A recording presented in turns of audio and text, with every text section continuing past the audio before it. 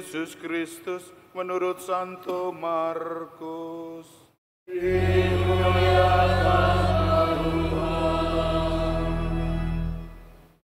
Sekali peristiwa, Yesus bersabda kepada murid-muridnya, "Hati-hatilah dan berjaga-jagalah, sebab kamu tidak tahu kapan saatnya tiba. Keadaannya sama seperti seorang yang bepergian, yang meninggalkan rumahnya dan menyerahkan tanggung jawab kepada hamba-hambanya, masing-masing dengan tugasnya, dan memerintahkan penjaga pintu supaya berjaga-jaga. Karena itu, berjaga-jagalah, sebab kamu tidak tahu kapan tuan rumah itu pulang, menjelang malam, atau tengah malam, atau larut malam, atau pagi-pagi buta. Supaya kalau ia tiba-tiba datang, jangan kamu didapatinya sedang tidur. Apa yang aku katakan kepada kamu, aku katakan kepada semua orang, berjaga-jagalah." Demikianlah Injil Tuhan. Terpujilah Kristus.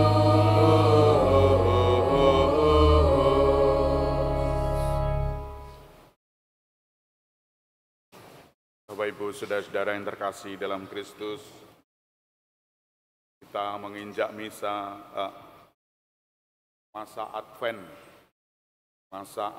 yang pertama, di mana kita diajak untuk merenungkan berjaga-jaga dan siap siaga. Apa yang harus kita lakukan? Berjaga-jaga untuk apa? Berjaga-jaga untuk menerima, mengalami peristiwa-peristiwa hidup ini. Memang peristiwa-peristiwa hidup tidak seperti yang kita duga. Ada yang peristiwa-peristiwa gembira, senang, riang-ria. Di dalam intensi misa, bepergian, menempuh perjalanan, senang. Apalagi itu ke luar negeri, wah, senang rasanya. Bisa mengenal luar negeri orang lain itu bagaimana. Bapak Ibu, saudara-saudara yang terkasih, tetapi juga harus kita merenungkan kesedihan-kesedihan. Sedih rasanya.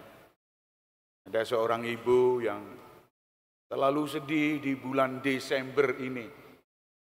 Mengapa sedih? Karena teringat akan anaknya yang pertama meninggal dunia, ditabrak truk, meninggal. Maka sedih hatinya, sedih selalu. Menjelang Natal, menjelang Tahun Baru, sedih rasanya sepanjang bulan Desember ini. Bulan Desember juga Desember kelabu. Ada saja peristiwa-peristiwa kelabu yang datang di bulan Desember ini. Desember kelabu. Oleh karena itu Bapak Ibu, macam-macam peristiwa-peristiwa yang terjadi. Tetapi lebih-lebih yang paling jelas adalah kita harus siap untuk menerima kedatangan Kristus. Kristus yang datang dalam wujud manusia lemah di kandang Bethlehem. Ini yang kita sambut. Selain itu kita juga memang menyambut pohon besar. Pohon ada ujungnya, ada bintangnya. Wah, senang melihat pohon besar. Tapi kalau melihat di kandang ini, sedih rasanya. Bau. Campur dengan binatang-binatang yang lain. Bapak Ibu, saudara-saudara yang terkasih, ini hanya simbol yang sangat besar untuk diri kita. Simbol bagaimana diri kita harus menyambut yang baik dan yang buruk. Dan kebanyakan diri kita menyambut yang buruk. Menyambut yang buruk. Anak-anak mulai, kebutuhan-kebutuhan mulai muncul. Seperti itu tadi, rekreasi kemana-mana, harus rekreasi. Kalau buang liburan seperti ini, rekreasi, kita ini harus rekreasi harus rekreasi Pak. Masuk tengok-tengok nang omah. Ya rekreasi nanti di Bonbin, kebun binatang. Pak itu gak rekreasi, ngeluyur, bau binatang. Nah itu sudah dibersihkan, sudah enak baunya.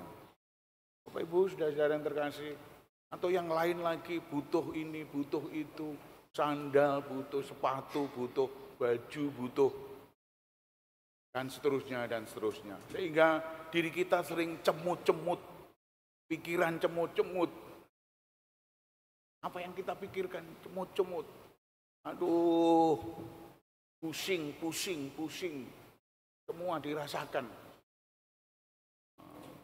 Kalau anak-anak tidak dituruti, enggak sekolah, diboikot. Enggak diberikan HP, enggak sekolah, diboikot. Enggak diberikan sepeda motor, enggak sekolah, enggak diboikot. Dan seterusnya. Sehingga harus mengejar papa yang bekerja ini harus ngoyo sekali. Oleh karena itu Bapak Ibu, apa yang harus kita lakukan di tengah-tengah situasi seperti ini? Tidak lain adalah mengandalkan Tuhan, berjaga-jaga. Kita harus berjaga-jaga adalah siap siaga untuk menerima anugerah-anugerah Tuhan. Sebagai orang beriman, menerima anugerah-anugerah Tuhan dengan lapang dada. Ya, ini kita terima. Kita kondisinya seperti ini. Mari kita nikmati, tidak perlu ngoyo-ngoyo. Apakah harus ngoyo-ngoyo? Nanti ngoyo-ngoyo jatuh sakit. Ngoyo-ngoyo stres, stroke, setor. Kita tidak bisa berbuat apa-apa. Kalau Tuhan menghendaki, kita mungkin bisa rezeki-rezeki dari sini. Asal kita tetap setia, tetap mengandalkan Tuhan. Di mana Tuhan sungguh-sungguh hadir, di mana Tuhan menyertai perjalanan. Tuhan nampaknya jauh, Tuhan tidak menghiraukan kita, tapi sebetulnya dekat dengan diri kita. Dalam bacaan pertama tadi nampak sekali Tuhan jauh tetapi dekat. Tuhan mengiringi hidup kita. Siapa yang seperti Tuhan? Tidak ada yang seperti Tuhan. Selalu menyertai perjalanan hidup kita dalam pontang-panting hidup ini. Oleh karena itu Bapak Ibu, kita tetap sabar, kita tetap tidak perlu harus korupsi pekerjaan orang-orang yang tidak beriman. Beriman tapi lemah, layu. Orang yang beriman tidak pernah korupsi. Korupsi adalah makan barang-barang terlarang dari milik orang lain, milik pemerintah, milik negara. Oleh karena itu Bapak Ibu, kita tidak diharuskan korupsi. Bertindak yang tidak jelas, itu juga korupsi. Tindak hal-hal yang di luar dugaan kita. Harus begini, harus begitu. Curi ini, mencuri itu. Nyolong sini, nyolong situ. Wah, ini kesempatan. Kalau tidak kita, bukan kita, siapa lagi? Nanti orang lain akan mencuri ini, mengambil ini. Kita delikkan, kita sembunyikan. Maka Bapak Ibu, hidup kita tidak seperti itu. Tidak seperti itu. Anak-anak Tuhan selalu diberi kekayaan. Dalam bacaan kedua tadi, Tuhan kaya, maka anak-anaknya juga kaya. Kaya dalam segala hal. Cara berpikir, pengetahuan. Tidak seperti mereka-mereka ini. Pikirannya sempit. Jalan keluarnya sempit. Maka harus melalui pikiran-pikiran sempit itu, mencuri, mengambil harta, utang tidak bayar, dan ini tidak bayar, semua ditipu.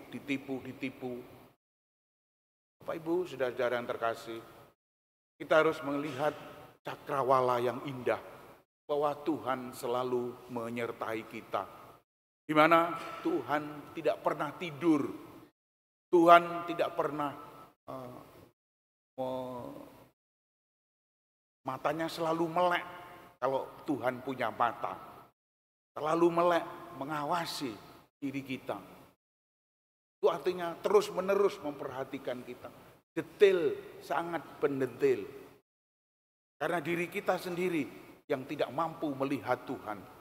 Karena melihatnya hanya seperti mata ini, mata lahiriah. Mata lahiriah Tuhan tidak punya. Tuhan adalah roh yang selalu bersemayam di atas kita. Selalu bersemayam. Sehingga roh itu memperhatikan hidup kita. Kalau mereka-mereka yang berjuang, mereka tetap setia, mereka pasti diperhatikan. Mereka yang loyo, yang layu, yang pemikiran sempit, ya itulah cara mereka. Tapi kita harus tetap tegar, tetap setia. Bapak Ibu, saudara-saudara yang terkasih, dunia dewasa ini sungguh-sungguh pelik kita alami, kita pikirkan dulu. Apalagi melihat tahun politik, tahun di mana kita harus gonjang-ganjing. Pilih Jokowi, pilih Prabowo, pilih Ganjar, pilih Anies. Serba sibuk, kita tidak pilih-pilih. Yang penting menurut hati nurani kita, apa itu? Itu saja yang kita pilih, satu.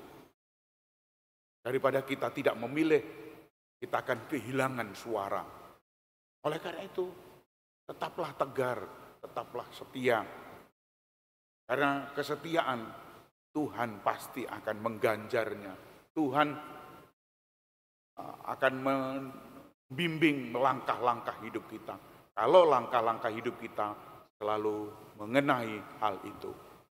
Oleh karena itu Bapak Ibu, marilah kita hening sejenak, kita mohon kebijaksanaan Tuhan sehingga kita tetap setia, tetap teduh pikiran, tetap ayem, tetap adem, tidak marah-marah. Tiap kali kita menjelang Nataru, Natal dan Tahun Baru, selalu tenang, ayem.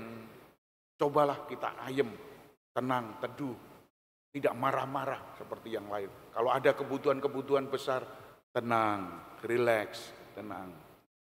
Dengan demikian, maka Tuhan pasti berbuat sesuatu. Biarkan Tuhan yang meraja kita, Tuhan yang meraja diri kita. Tuhanlah yang akan memberikan solusinya. Tuhan akan membimbing, menunjukkan jalan yang harus kita tempuh. Marilah kita hening sejenak.